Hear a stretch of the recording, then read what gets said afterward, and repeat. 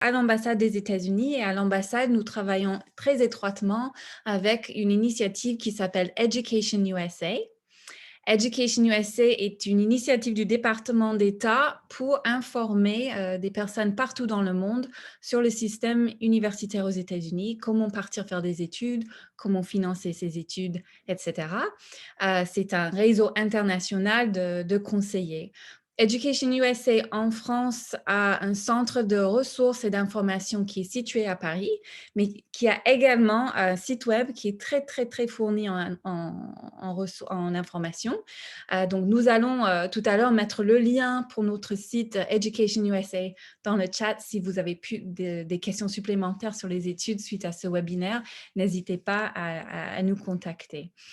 Aujourd'hui, ce webinaire sera en 2 langues.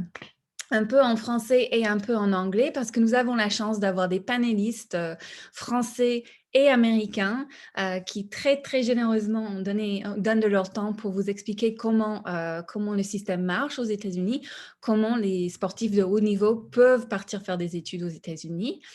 Pour votre information, nous enregistrons cet échange pour pouvoir le partager avec d'autres personnes. Donc, si vous souhaitez, lors des moments des questions-réponses, vous pouvez choisir de rester anonyme si vous le souhaitez, mais nous souhaitons partager avec un plus grand nombre de jeunes Français qui sont intéressés par ce sujet. Donc, parmi les panélistes américains avec nous aujourd'hui, nous avons Anne Gulino from St. John's University. Anne is the Assistant Athletic Director for Compliance at St. John's. Hello, Anne. We also have Shawn Slon, who also works for St. John's University. He works on the campus in Rome, and he's with us today. Hello, Shawn. Parmi nos panélistes français, nous avons Jérôme Meary, qui est fondateur et CEO de l'agence Elite Athlète. Il pourra vous parler du point de vue d'un recruteur, d'un agent sur cette question. Et puis également Clément Simonin, un ancien joueur de football américain qui a fait excusez-moi, qui est parti faire ses études aux États-Unis et qui pourra témoigner de son expérience. Donc en tout, nous allons parler pendant peut-être une demi-heure, 40 minutes maximum, et surtout vous laisser du temps pour vos questions à la fin. Si vous avez des questions pendant les présentations, n'hésitez pas déjà à les poser. Vous pouvez les mettre de préférence dans la partie Q&A plutôt que le chat, parce que dans le Q&A, on peut tous voir vos questions. Mais n'hésitez pas à les poser déjà et on répondra dès que possible. Donc, nous allons commencer avec vous, Clément, vous qui êtes parti faire des études aux États-Unis et jouer foot pour, si je ne me trompe pas, c'est pour 2 universités différentes aux États-Unis. Oui, tout à fait. Oui, donc d'où est venue l'idée pour vous de poursuivre cette expérience et est-ce que vous pouvez nous parler de vos expériences sur ces deux universités et comment cela a eu un impact sur vous et votre parcours professionnel? Alors tout d'abord, moi j'étais dans le football très jeune. J'étais au centre de formation du FC Lorient. Donc j'ai dédié une grande partie de ma jeunesse au football et ensuite il y avait les études qui allaient de pair. Juste après le bac, j'ai dû continuer au centre de formation, mais on m'a demandé d'arrêter les études. Du coup, c'est là où pour moi il commençait à y avoir un problème, c'est-à-dire que quand on est dans un double projet, on se laisse beaucoup d'opportunités sur l'avenir et dès qu'on est obligé de choisir une voie, c'est là que ça devient plus difficile parce que si cette voie-là n'aboutit pas, on se retrouve plus ou moins avec rien. Donc, après cet échec en centre de formation pour ma part, je dis échec parce que je n'ai pas signé de contrat pro qui était l'objectif ultime pour tous les jeunes en centre de formation. J'ai dû signer dans un petit club à côté de chez moi, puis reprendre la fac et c'était très difficile d'enchaîner les cours tous les jours, le foot le soir, plus la route, les déplacements, les matchs, etc. Donc c'est vraiment à ce moment-là que moi j'avais vu quelques reportages à la télévision sur les universités américaines. Alors c'était pas spécialement du foot à l'époque, c'était sur des reportages tennis, etc. Mais je voyais le potentiel et les infrastructures qui étaient mises en place aux États-Unis. Et c'est là que je me suis dit, ça doit bien exister pour le foot. Et, du coup, j'ai fait mes recherches pour savoir comment je pouvais partir là-bas, moi aussi. Et c'est en tombant sur la structure de Jérôme qui est ici qui m'a aiguillé sur ce parcours-là et que lui avait pu bénéficier les années précédentes. Et c'est vraiment comme ça, avec le process, des tests d'anglais, etc., et tout ce qu'il faut mettre en place administrativement, que je me suis retrouvé à Lander University 8 mois après avoir mis en place ce projet-là. Et du coup, mon arrivée aux États-Unis a vraiment été une révélation sur le plan de la découverte et surtout de la mise en place de ce double projet qui est éducatif et aussi sportif. C'est-à-dire que je me suis régalé dans les infrastructures américaines, je me suis régalé au football, j'ai repris du plaisir en tant que sportif. Et surtout, je me suis retrouvé dans des conditions optimales pour pareil, prendre le goût aux études, ce qui n'est pas donné à beaucoup d'élèves et pas beaucoup d'établissements en France parfois de donner le goût aux étudiants d'étudier justement. Et là, je me suis retrouvé dans un mix qui était exceptionnel entre l'école et le football. Donc, c'est vraiment ça qui m'a marqué en arrivant dans l'université de Lander. Justement, on a une question déjà. Pourriez-vous répéter le nom de l'université? Donc, c'était Lander, L-A-N-D-E-R, University. University in Greenwood, South Carolina. Ok, super. Et comment c'était pour vous, justement, à jongler sport et études dans une université américaine? Est-ce que les universités ont pris en compte le fait que vous aviez beaucoup d'heures d'entraînement par semaine? Comment c'est organisé? Chaque professeur était au courant que je faisais partie de l'équipe de foot. En arrivant également, chaque professeur était au courant que j'étais français, que je parlais pas bien l'anglais et que j'avais peut-être plus de difficultés que les autres à suivre les cours. Et j'ai vraiment été marqué par comment les professeurs ont su me garder à flot pendant toute cette période-là où c'est difficile quand on subit un choc culturel ou quand on connaît mal ou on a du mal à comprendre et à se faire comprendre avec la langue. Et c'est vrai que tous les profs, tous les tuteurs qui ont été mis à ma disposition étaient vraiment géniaux pour que je sois successful en classe, en plus de mon emploi du temps qui était relativement chargé avec tous les matchs et tous les entraînements, etc. Donc, tout est vraiment bien mis en place pour que l'école suive aussi bien que le côté sportif. Et vous avez fait, si je peux poser la question, vous avez fait quoi comme études en même temps que le sport? Vous avez étudié quoi? Je suivais un bachelor en business administration et ça s'est très bien passé. J'ai eu au moins 3,6 de GPA à chaque semester au début, même si j'avais un peu de mal avec l'anglais. Donc, c'était vraiment un très bon mix de tout ça. Et c'est vrai que quand j'avais des difficultés dans certaines classes, parfois où je manquais de concentration ou parfois je manquais les classes à cause de matchs ou quoi que ce soit, il y avait toujours des tuteurs qui étaient là disponibles pour moi sur mon free time pour que j'aille creuser les sujets et les problèmes. Donc, c'était vraiment chouette de pouvoir m'appuyer sur les gens comme ça. Et vous avez fait les 4 ans d'université donc à Lander? J'ai fait 2 ans à Lander et ensuite j'ai transféré dans une université plus grosse en Caroline du Nord, North Carolina State University, parce que j'avais une envie de découvrir un autre campus, un autre mode de vie, un autre état et aussi sportivement découvrir autre chose. Et Clément, on a déjà des questions pour vous dans le Q&A. Vous aviez quel âge quand vous êtes parti et quel était votre niveau, le niveau de votre dernier club en France? Alors, je suis parti à 20 ans. Je suis parti à 20 ans en université, 2 ans après le bac. Et en niveau sportif, j'étais un joueur de National 3 à l'époque, enfin de CFA, donc 5e division en termes sportifs au football. D'accord.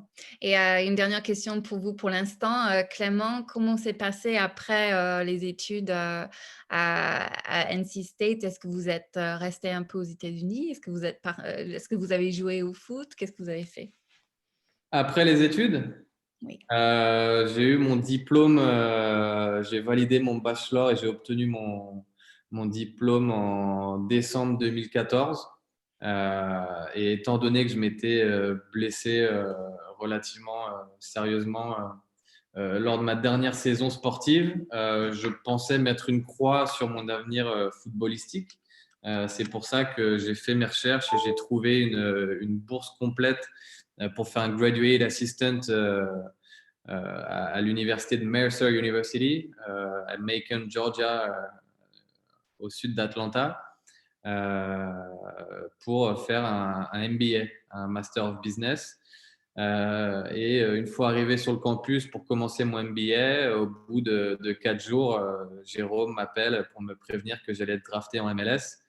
Et de un, je ne le croyais pas, et de deux, je ne voulais pas y aller parce que j'avais un visa de 2 ans pour continuer un MBA et ça aurait été une super opportunité d'obtenir un autre diplôme. Mais voilà, il y a eu la draft de MLS et c'est à ce moment-là que j'ai reçu l'appel de Toronto pour me dire qu'ils me sélectionnaient et décidaient de me ramener chez eux pour jouer en professionnel du côté de Toronto MLS. Donc, c'est une opportunité que je n'ai pas pu refuser parce que ça se présente qu'une fois dans une vie. Et voilà, je suis parti pour jouer professionnel à Toronto par la suite. C'est une super histoire. Et puis, ce que je relève aussi, c'est que vous aviez 2 possibilités, en fait. Vous auriez pu soit rester faire encore plus d'études aux États-Unis, soit vous embarquer sur cette aventure de foot professionnel. Très bien, OK. Merci beaucoup, Clément. On aura plus de questions pour vous dans la partie Avec plaisir. Q&A.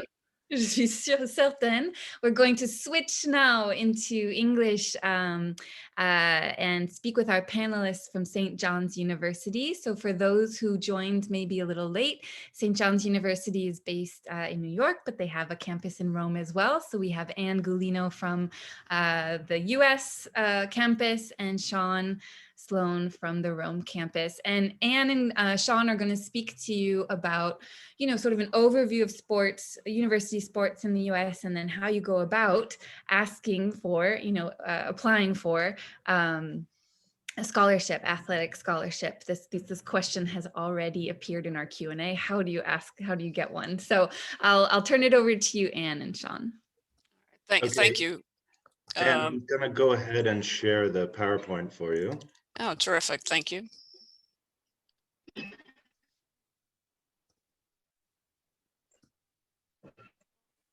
Okay. There we go.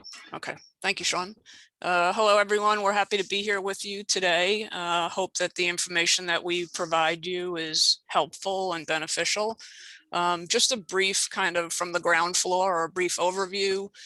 In the United States, the 3 main conferences or structures that exist for college athletics. There's a junior college association. So those are 2-year colleges that offer associate's degrees. They have athletic programs, they have athletic scholarships. And we have many students that come from other countries and start their athletic and academic careers at junior colleges and then transfer to schools like St. John's. There is also a large conference called the Ncaa that has basically smaller size schools, but they are 4-year schools. They too offer athletic scholarships, and we see a lot of students coming over to go to schools like that. And then the what I believe is the largest conference is the National Collegiate Athletic Association, the NCAA, and that's what St. John's is a member of. So there are hundreds actually of schools, 4-year colleges that belong to the NCAA, and it's so large that it's split into 3 divisions. So Division 1 is the schools that have, a lot of the schools have football. A lot of the schools have the highest level of scholarships that are available to students. Within Division I, there are many levels. So St. John's is what we would call a high level, but we don't have football. So we're different from a school like Ohio State or Tennessee or Duke. Then there's a Division II level that also has scholarships at a little bit of a lesser level, but there are athletic scholarships available. And then there are Division III. The Ncaa, which governs all of that, gives us as a school and our student athletes a chance to participate in a championship besides a regular season. And we need a governing organization so that everybody plays by the same rules. All right. So that's kind of the ground floor, or that's kind of the structure in a nutshell and what's available to you. But in order to play, playing a sport and getting a scholarship go hand in hand with needing to be admitted to an institution. So I didn't want to overlook that. Every institution has its own standards. I would encourage you to use the websites of colleges to get as much information as you can. I would also encourage you to use the resources that are around you, whether it's your current coaches, your structure that you're in, to figure out what level you want to be at, not only academically, but also athletically, because it's it can differ from school to school. Many schools this year, the current year that we're in, 2021, and next year, 21-22, are not requiring an SAT or an ACT, mainly because of COVID. All right. It is also not required for eligibility. This is the first time that's ever happened. It's been required for years, but for this class and the next class coming in, so 21-22, it's not required. I just want to point out or ask you to keep in mind that most institutions, though, do have an English proficiency standard. So it's important to be familiar with TOEFL or IELTS, or Duolingo is the new test that a lot of schools are using. Obviously, we want to know that you're proficient in English so that you can succeed and thrive in a college in the United States.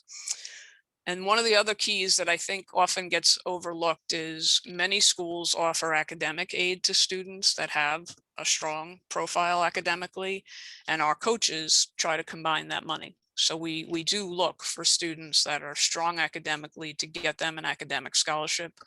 There is prestige in receiving one, and then we combine that with athletic money. There are very few student athletes in the grand scheme of things that get an outright full scholarship where everything is paid for. Most institutions try to combine things. It helps us maximize our money and to do the best for you as a student athlete and the parent.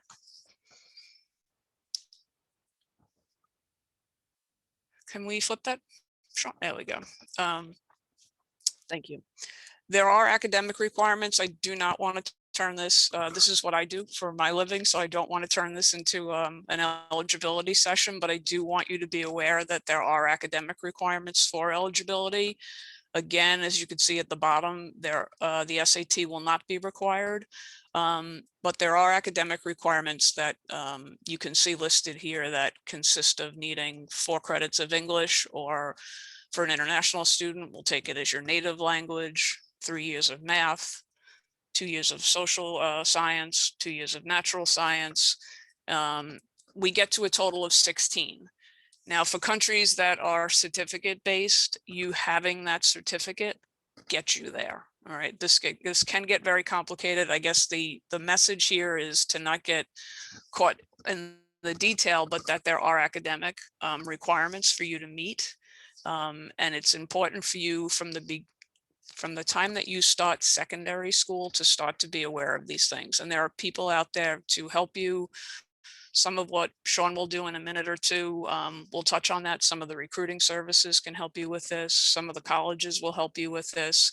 And most importantly, the organization, the Ncaa, will help you with this as well and help explain things to you. There we go.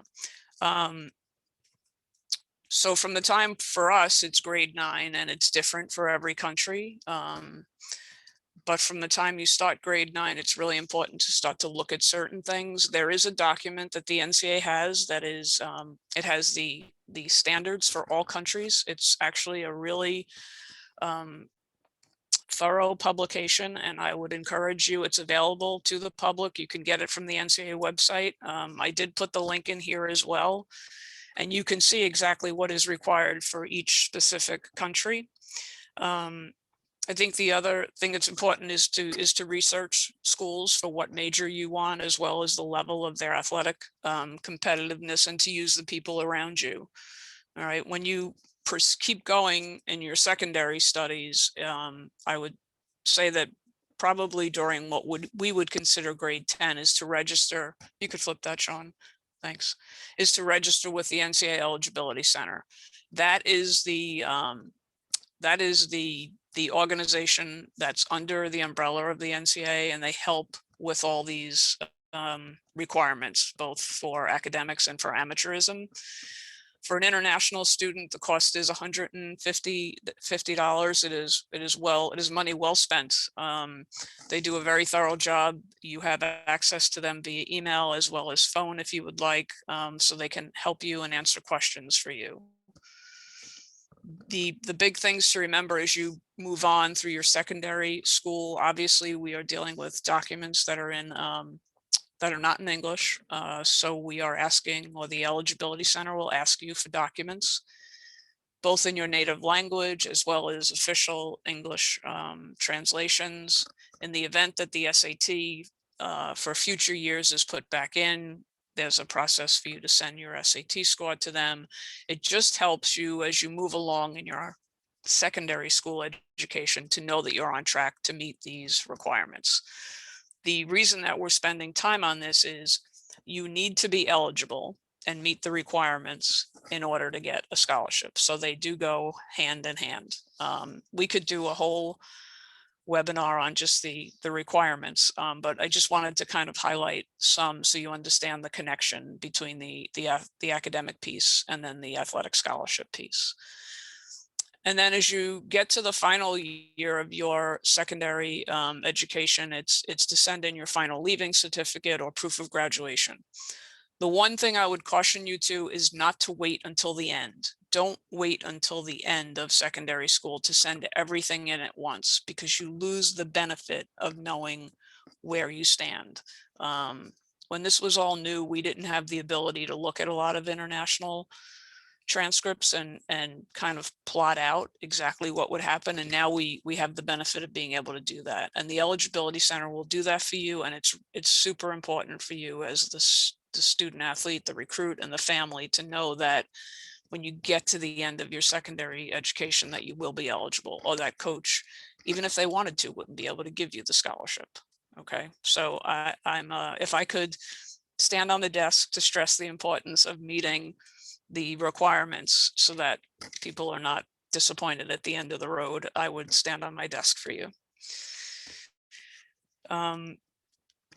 That's kind of the Eligibility Center piece in as quick a nutshell as possible. But again, you need to meet the academic standards to compete. You need to meet them to get the scholarship. Good grades obviously will help you get into a university, and they will help you earn not only the athletic scholarship, but potentially an academic scholarship. I guess just real quick to just touch on one thing that's not in the PowerPoint. A real quick synopsis: the daily life of a student athlete at a school like St. John's. We offer 17 Division I athletic programs with about 310 student athletes. We are small enough that we know people by their name and their face. Sometimes we have to rely on the number on the back of their uniform in the beginning, but we do know you by name and face, and that's important to a lot of people. Schools that have football, it could be upwards of 600 people. They may still know you by name and face, and that's a good thing, but it's obviously double the size in terms of the number of athletes. And then there are support services, because a typical day would look something like up at 6 a.m. for conditioning or weight training, class for several hours, back to the gym for practice, over to study hall. So we have an office of academic advisors that will help you with, they're not going to do your work for you, but they're going to help you with any tutoring that you may need, or even time management skills. So there's a whole support staff in place that we want our student athletes to thrive academically. The goal at the end is for you to have your degree. If you then could move on and play professionally, that's, in our eyes, that's icing on the cake. We want you to have a degree, and that's the most important thing. So I think the kind of the daily life is a little bit important, and it's a question as you go through the process with coaches, and I promise we're getting there. Shawn's going to do that part. It's a really important question to ask, and to ask the other student athletes on the team, what is life like? We want you to be comfortable. When you're comfortable and you're happy, you will succeed and you will thrive. And that's the bottom line for us. Thank you so much, Anne. I'm going to take over. My name is Shawn Slon. Thank you, Maureen, for the introduction. As Maureen said, I work at the St. John's Rome, Italy campus. That said, I'm the recruitment manager for Europe for students headed to New York City. So, you know, I'm recruiting incoming freshman students to go study in the United States of America. And yeah, I'll get into now a bit more about, you know, the way of contacting coaches, the way of getting in touch with universities. And this is not a set formula. And I think that's the most important thing to understand. There are a lot of ways to go about doing this. And we're going to start to get into some suggestions for you. So the first section of this slide is reiterating what Anne has already mentioned, that it is very helpful to combine academic and athletic aid in many sports. We're not giving full scholarships most of the time. We're extremely generous when it comes to academic merit-based aid. It is automatic based on your application, and you qualify for merit scholarship at St. John's University based purely on your high school GPA or an SAT score. We'll take whichever one gives you more money and pass that scholarship on to you. We have a nice system of putting all of your local grades into our system. If you have any questions about that, I'm more than happy to answer them. I'll provide my email at the end of this session. So how do you market yourself to college coaches? Because that's really the way you should start thinking about it. You need to market yourself. So create a resume, your athletic resume. Definitely work on a video, a highlight reel. Send it to coaches, post it on YouTube, set up links that are easily accessible. The main point here is this: don't be shy. You can really start the communication in any way at any time. And every university publicly lists all their employees' email addresses. So you can just go on St. John's University's website, look at our employee directory, search the athletics or sports department, and you'll find the coach you're looking for. You know, you take the initiative. Coaches want to hear from you. Coaches may be overwhelmed with a lot of emails like yours, but they want to get them. If you're a competitive and talented athlete, they want you to approach them. So really just don't wait to be recruited by a college coach. You know, do your own research on the college that's the best fit for you, both academically and athletically, and then reach out to the coach. Don't be shy about using your connections as well. So this next bullet here, you know, if one of your friends or somebody from your high school, somebody you know played for that team in the past, mention it. Try to get them to write an email on your behalf. You know, even if it's not the same sport or even not the same college, it can't hurt to work through your connections if you have them. And then finally, there's certainly summer camps and showcase opportunities that you can participate in, which coaches from the United States will travel to and see you there. And finally, recruiting services. And I'm not going to talk about that because I'm sure Jérôme is going to fill all that in for me. So, you know, we are St. John's University. I'm going to try to be brief. I don't want to take up too much of your time, but let's use St. John's as an example. We're not the only one, but it's useful to you as a more specific example. So Anne mentioned we don't have football. She's referring to American football. We do have the football you're thinking of. St. John's University is based in Queens, New York. Queens is part of New York City, but is a more residential, primarily residential part of the city.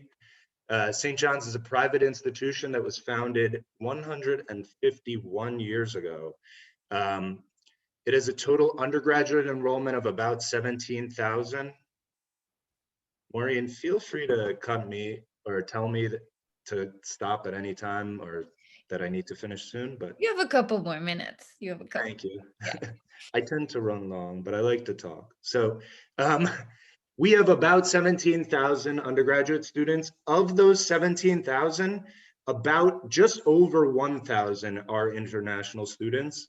And I think this is a good place to say that, you know, probably because we're in New York City, we have one of the most diverse groups of students of any universities or colleges in the United States. Another interesting thing is this next part. The setting is urban. We're in New York City, but our campus is over 100 acres large. This is super unique to St. John's and really cool. What it is we have that huge green, safe American college campus that you're picturing, and we're in New York City. Now, very few universities have the best of both worlds when it comes to location like that. Anyway, we are a highly ranked, respected university, ranked most recently at 170 of all national universities in the United States. And we have 17 NCAA Division I sports teams. These are the teams, the Division I sports teams that St. John's University has, with the first column being men's teams and the second two being women's. I mean, Anne, correct me if I'm wrong, but you know, basketball, we're known for our basketball primarily. That is our most competitive sport. That is our flagship sport. I think a lot of it is the history and the tradition and the success. We also have tremendous success in what we call soccer and you call football. We have won a national championship in soccer. And a significant portion of our student athlete population does come from overseas. And that speaks to the diversity of the campus. So it's a fun place. The institution, the 102 acres that Shawn is referring to at one time, a long time ago, it was a golf course. So we have some good hills to walk up and down as well. And Anne and Shawn, if I can ask, are these sports that we're seeing on the screen right now, are these pretty typically what we would find at a Division I or Division II school? Yes, they are. Yep. Some have a couple less, some may only have 14, and some have 20 programs. Some have men's volleyball, but this is a typical kind of arrangement. Right. I think the main one that we're missing again is American football and maybe men's volleyball, as Anne mentioned. I know I've heard great things about our fencing team as well. Let me move on. I just want to. This is cool. I mean, we are such a, you know, we're so into our sports, and we're known for our sports that we are New York's team. That's, you know, that's our branding, our message. There's billboards around the city. Our basketball team plays at Madison Square Garden, where the New York Knicks play, the professional team. We share that stadium with them. We have 34 Big East championships to date, and we've been around for quite a long time. So we're just really well established as a sports university. Great. And Shawn, so that really wraps up our presentation. Great. Yeah. And I actually have a question right before I turn to Jérôme, a question that came up that you guys might be able to answer. Are you getting a lot of students contacting you saying, well, I haven't been able to play much this year because of COVID. And what do I do? You know, what do I do about that as I'm applying to universities? Have you received questions like this? That's a really good point. I think, you know, those of us that are in the United States are having the same issues. There are a lot of high schools that have not been able to play during COVID. We're actually pretty fortunate that we have all of our teams playing right now. It's actually remarkable in some ways in the testing that we've been doing. Coaches realize that it's just such a different world right now because of COVID. So that's where I think your video can be really helpful, and those phone calls of someone that may have previously played for us, that you know, that those kind of things really help counter the fact that a lot of people have not been able to play this year. So you know, the video becomes huge, and the phone call that could be made on your behalf also becomes huge. Okay. I'd like to add something about it too. Sure. And obviously the question was about the lack of videos and about the lack of games being played throughout the year with COVID. We try to help those kids nowadays by organizing showcases, which are little games that we film in Paris. So for all the players and friends that like to have some video footage, they can reach out to us, and we have the possibility to organize games from March to April, May, and even June. So that will help coaches have some footage of the players, because obviously they will need that in order to get scholarship from coaches. So the people interested can reach out to us on how to sign up for those showcases, and we'll be happy to help them with that. Okay, that's great to know. Thank you, Clément. Jérôme, yeah. Sorry, Maureen. What's happening? Sorry, real quick, if I may. I'm just gonna, but before I lose my chance, I'm gonna put a few things in the chat for all the attendees. If you'd like to reach out to us for more information, please do. Thanks. Okay, thank you, Shawn.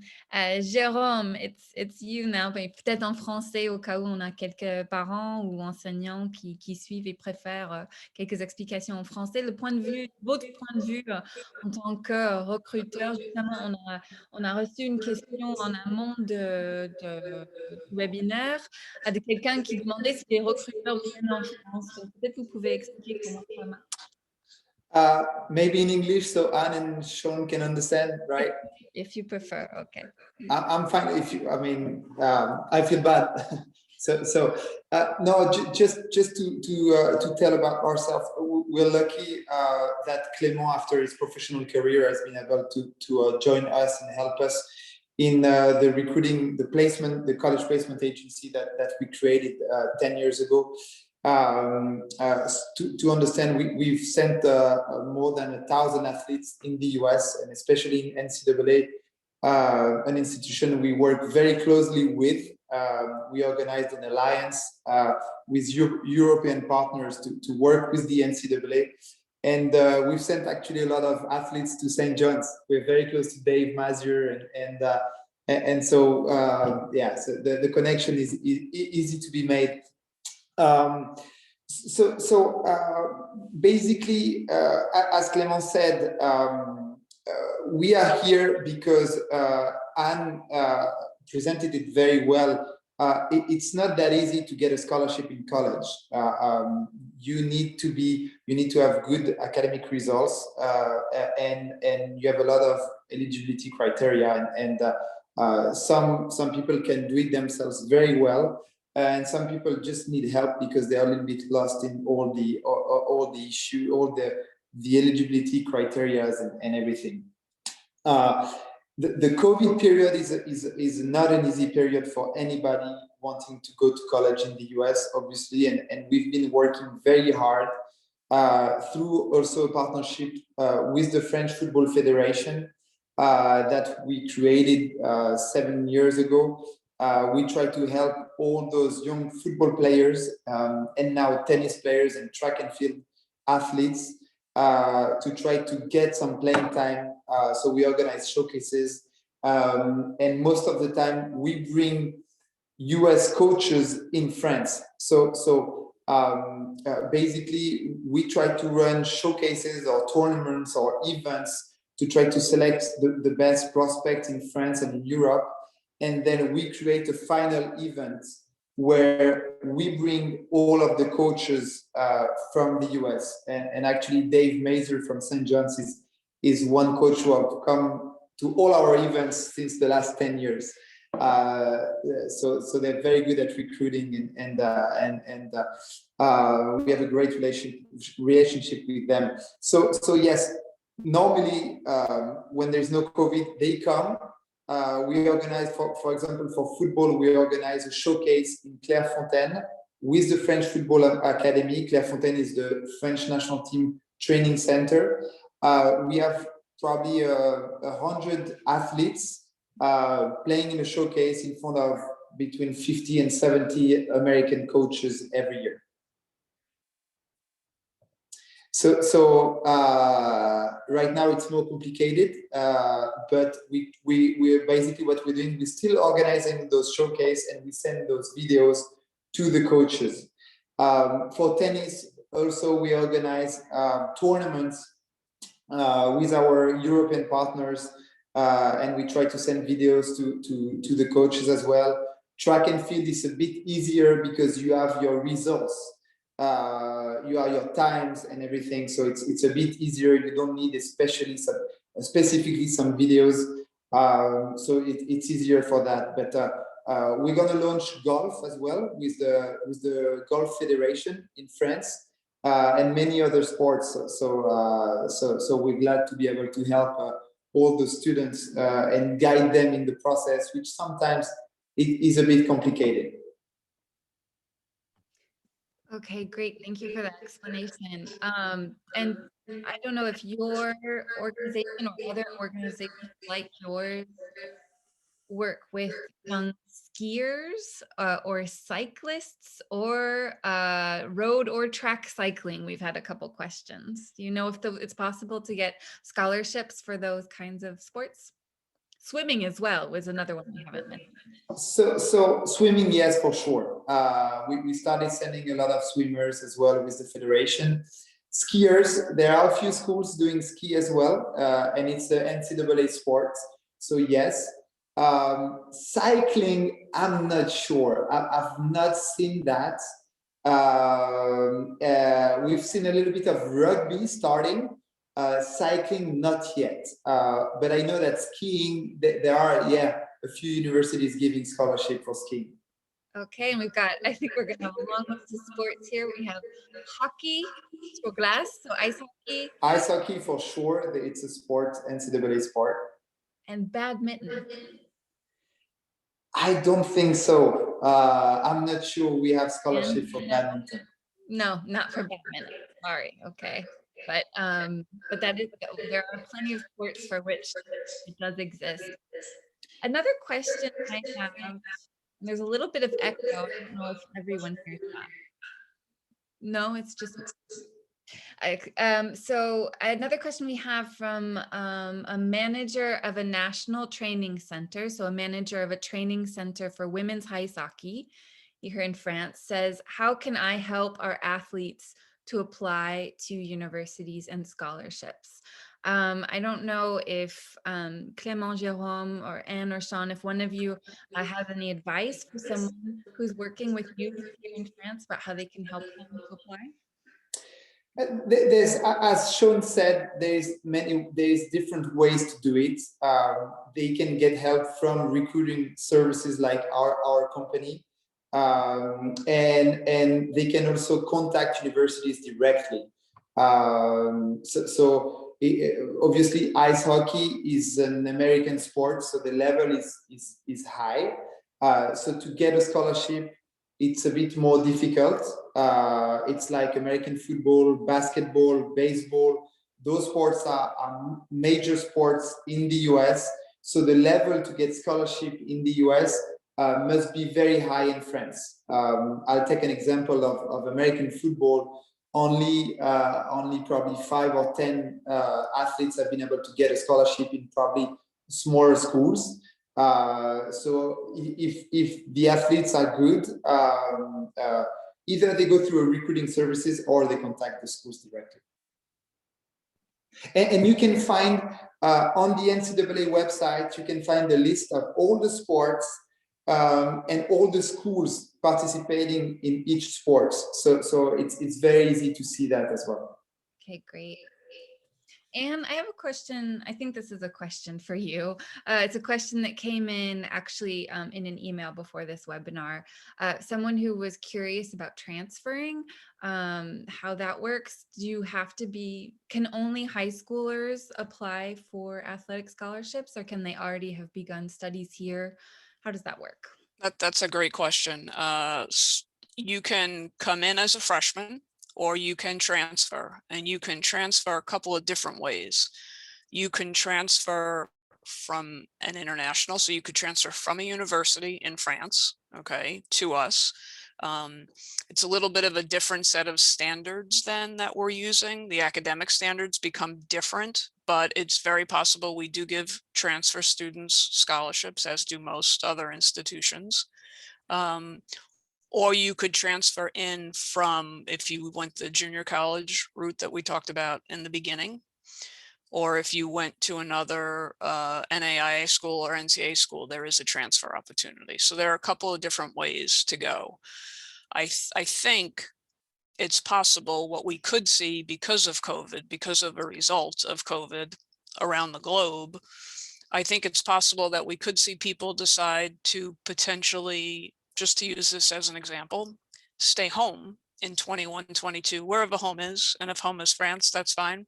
Maybe they do enroll at a university in France. And then, as we are all hoping and praying for, that the world returns to normal, they transfer then the following year. I have a suspicion that we may see more of that this year than any other year.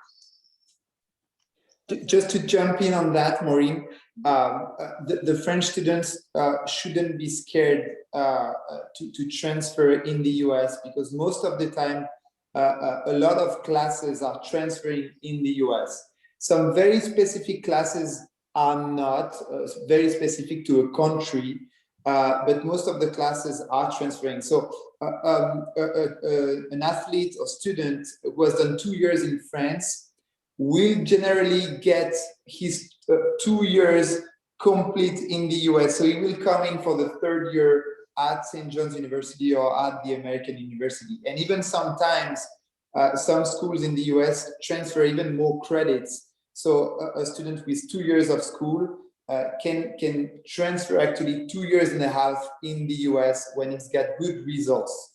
So that's very interesting, and there's no lost credits from France. That's an awesome point, and thank you for making that. And one of the really important tools to use for transfer students is WES, World Education Services. We find that that yields a good amount of transfer credits. It's very clean, easy to use, and they turn documents around very quickly. Okay. Clément, we have a question for you. Did you take the SAT? Clément, maybe you could say a couple words about the application process, not on the sport level, but, you know, just on the, as a student, was that complicated? How did that work for you? I did not take the SAT because I did validate a year of university in France, so I could transfer that year, and I didn't have to take the SAT. I did take, however, the TOEFL, which was quite a difficult test, but you have to take it to make sure you comply with the admissions in the US. and every university has a different score in order to be accepted. But besides that, as Anne said, I did transfer my credits with Wes. Took the TOEFL at the right score, and that was pretty much it. And then you do the application with all the transcripts and everything that the university needs and wants to complete the application. But that was pretty straightforward. Great. Did you apply to several universities or just to Lander? I just applied to Lander because they offered me a very good scholarship to play soccer, and I had good faith in the program because Jérôme was there for a while, and then I just went for it for sure. Yeah. Okay, great. We have a question in the chat, and I'm not from the sports world like you all, so I'm not entirely sure what this question means, but you, I'm sure, will understand. We have a question if the procedure is the same for sports that we would call confidentiel en France, confidential in France. So Jérôme, you must know what this question means, and you can maybe translate for us and help us understand. I'm not sure exactly what is a confidential sport. It's probably a sport that is not very famous. I think that's I think that's what is meant. I think the idea is to look at the NCAA website and to see all the sports that that give scholarship, and they are all registered on the NCAA. For more confidential sport, it's a case by case. As I said, you have maybe 10 to 15 universities that are giving athletic aid, and it's actually not athletic aid, it's academic aid to rugby players. You have also maybe 30 to 50 schools doing skiing, and some schools can give scholarship for surfing. But it's really case by case when it's a confidential sport. It's not as widespread as all the sports like soccer, tennis, and all the sports that Anne has at St. John's. Okay, great. Another question, they're coming in now. So what sport level do you need to receive a large scholarship? Regional, national, or international level? Jérôme. I can help on that. It's a tough question because it depends on every sport. I would say that for football, you need a level equivalent to the fifth and sixth division at the adult level, and the national level at the youth level. So all the players playing in the U17, U19 national level, not national team, national level, national league. So that's for soccer. For tennis, you need to have a ranking around better than 4.6 or 3.6 French ranking. Better than that, you start getting scholarship. For track and fields, it depends on your times, obviously, but if you want the good scholarship in D1 level, you need to be close to the national team. Rugby, it's starting a little bit. Skiing, you need to be close to the national team as well. I'd say all those more confidential sports, you need to be closer to the national team level in France to be able to get scholarship in the US. And I was saying as well, for all the American sports like baseball, American football, basketball, hockey, you really need a national team level in France to be able to have a chance to have a scholarship in the US. Okay, thank you. Question for you, perhaps Shawn, regarding the videos that you mentioned. Someone has asked if it's worth filming practices. I suppose that means, does it have to be a match, or can it be a practice that's filmed? Excuse me, I'm going to pass that one over to Anne. I'll jump in on that. I think a lot depends on your the sport and your position. So I'll give you an example. If you have a softball pitcher this year that they're not getting games in, right? It's very possible to get a really good video of someone in practice so that coaches can see technique and speed and different, you know, whether it's a curveball or a drop ball. But that may not be possible in some other sports though. So there are companies out there, I'm not going to pitch them or sell them, but they have the expertise to be able to help make a video for people that I think it's beneficial because they have the technical piece of it. I think the worst thing you could do is have a video that's just, I'm going to use a homemade, where you don't have the technical piece of it, because then you can't really see what you're looking for. I hope that helps, but it really is position by position and sport by sport. Okay, understand. Here's another tough question. Someone has asked, how can we know how large the scholarship will be for tennis? I mean, whether it be tennis or any other sport, is there any way that a player can kind of right now think, okay, I might be able to cover this much of my tuition through sports, or is it really just a trial? You just have to try and see what you get. Basically, it depends on the university you're targeting. If you're targeting the best school in the nation, you need a ranking probably -30 or -15 for the French ranking for tennis. If you're targeting some good school in Division 2, then if you are 3.6, 2.6, you're starting getting pretty good scholarship, pretty decent amount. But same, it really depends on what level you want to target. Most of the time, what we do is that we ask the parents the budget they have. And depending on the budget and the level of the athletes, we try to find the right school being able to give the scholarship. So you can get a full scholarship in Division 2 for a player who is 1.6 in tennis.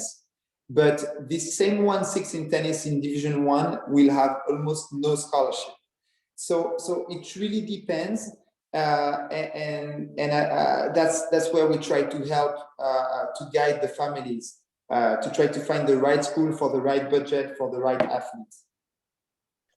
I would also just add to that, and we've already said it, but to look at the merit scholarships based on academics that are available first, because it's often, at least at St. John's, if you don't mind, I'm going to share just really quickly with you how easy it is to figure out what your merit scholarship would likely be at St. John's University. So let's just see if I can find this. Okay, so based on your high school GPA, and this is based on an American 100-point scale, we give you a very quick estimate of what scholarship you can expect to receive at St. John's just based on your high school grades. Now, our tuition, just again, using St. John's as an example, our tuition is approximately $45,000, let's say. But you can see that outstanding academic students are quickly getting that down to about 15. Even more average, let's say, average academic students are knocking off or reducing our tuition approximately in half, just based on your academics. And then it's from there that you can, start discussing with a coach, how can you get me up to full scholarship or closer? Okay. Thank you. We are almost at the end of our time together. I'd like to ask Clément a question, if I may, as he did his studies in the US as a soccer player. Clément, how could I ask this question? What do you feel like was different about your experience, the fact that you went and studied in the US versus if you'd continued on in France? The very big difference for me was the feeling of belonging to something, belonging to a family, having that university identity. I thought it was phenomenal, and it's really something I've never felt anywhere else. In France, you know, you just go to school in the morning, you go home at night, but you don't belong to anything. You're not part of any family or something. And in the US, having those beautiful campuses with this brand, each university is building a brand, and it really makes you feel part of it. And especially when you have the privilege to be part of an athletic program, you even feel even more the feeling of belonging to the school and giving everything for the school and for the name. But that was for me the biggest difference, and it was really a privilege to be part of that atmosphere in the US. Great, thank you. Well, I would like to just thank all of you so much, Anne and Shawn from St. John's University, Anne in New York on their main campus, Shawn on their Rome campus. You have contact information for them if you want. They spoke to you about St. John's as an example of how American universities work, how they recruit, both academically and athletically. And of course, a big thank you as well to Jérôme and to Clément, who are a great example of how recruit an organism in France can help you as well to make connection with universities. So just to remind you, they're from Elite Athlete, I think I'm saying that. Yes, is that correct? Great. So we really appreciated all of your feedback. Again, this has been recorded and will be shared on the internet to anyone who attended. You can see all of this information again. And if you want further information, not just about the athletic side of things, but the academic side, remember that EducationUSA, which is here in Paris, and they have a fantastic website full of information to help you. So thanks so much to everyone. Have a lovely evening or afternoon for those of you in New York. And thank you to everyone for attending. Bye.